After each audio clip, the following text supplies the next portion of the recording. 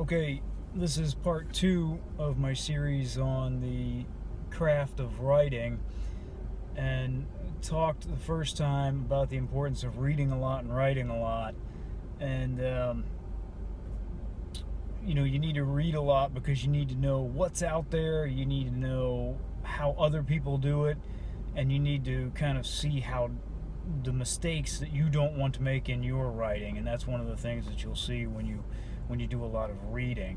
The other half of that equation is write a lot. I write every single day, and I write at least 1,000 words a day. A lot of people I know, a lot of would-be authors, are kind of blown away when I tell them that I write 1,000 words a day. I hear all the time from writers, I hear, oh man, 1,000 words a day, gosh, how do you do that? It's real easy. Put your butt in the chair and don't get up until you got 1,000 words on the page. Writing, if you want to be a professional, if you want to make a living and pay the rent with writing, you need to make it a discipline, right? You're going to have to do it every single day, no exceptions.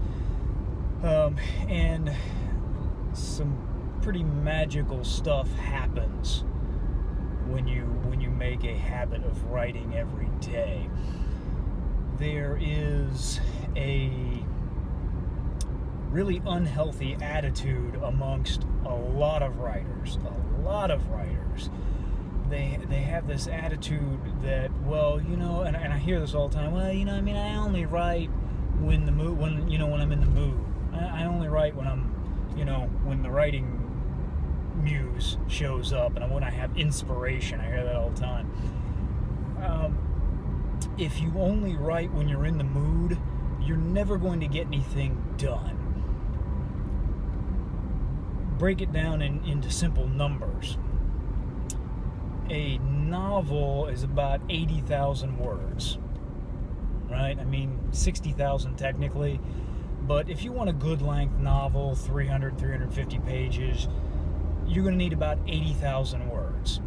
Let's say you're writing 1,000 words a day, okay? It's going to take you 80 days just to write the first draft, and then you need to walk away from that novel, right? You need to write the first draft, and then you need to give it a month, maybe 2, get away from it, do something else for a while, and then you're going to come back and you're going to do a second draft, and a third draft, and a fourth draft, and a fifth draft. If you're only writing 1,000 words a day, it's going to take you a year just to put out one novel, doing 3, 4, 5 drafts at a time. You don't have time to subscribe to this Mithy Mountain bullcrap theory of I only write when the mood strikes me, I only write when the muse is moving, or whatever these hippy-dippy writers say. That's okay if writing is a hobby and you're not serious about it, but if you actually want to be a novelist, you're going to have to discipline yourself to write every single day. So make it a habit right now. Commit to yourself to write 1,000 words a day. If you do that, a couple different things are going to happen. First of all, just like an athlete, your body is going to get into that groove. Let's say I'm going to use baseball because that's my sport.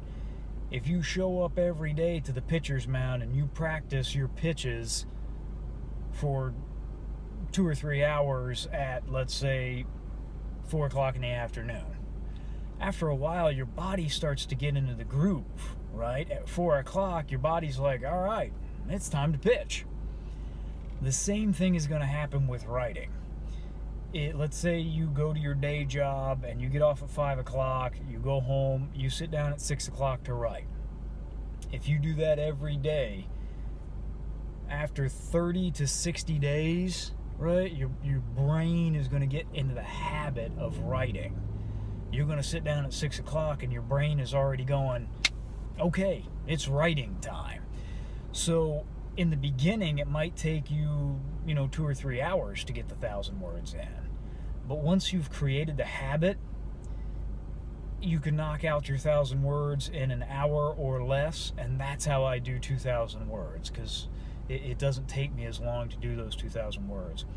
The other thing about writing every single day is, just like with a sport or weightlifting, you're going to get better at it. The more you do it, the better you're going to get. The easier it's going to get. You're going to start learning little tricks that make your writing faster, make it flow more. You're going to start finding your voice as a writer. That's another reason why you need to read a lot, because throughout your writing career, especially in the beginning, you're going to find yourself sort of stylizing your voice after other authors. You know, I can look back through my own writing and I can see when I was reading a lot of Stephen King, because my writing sounded like Stephen King. I can see when I was reading a lot of,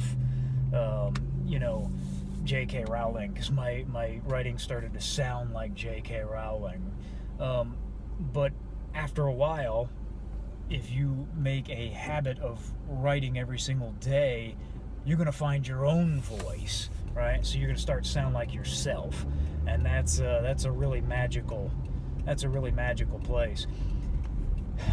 The other thing I can tell you about making a habit of writing every single day is that it puts you ahead of 90% of the other authors out there.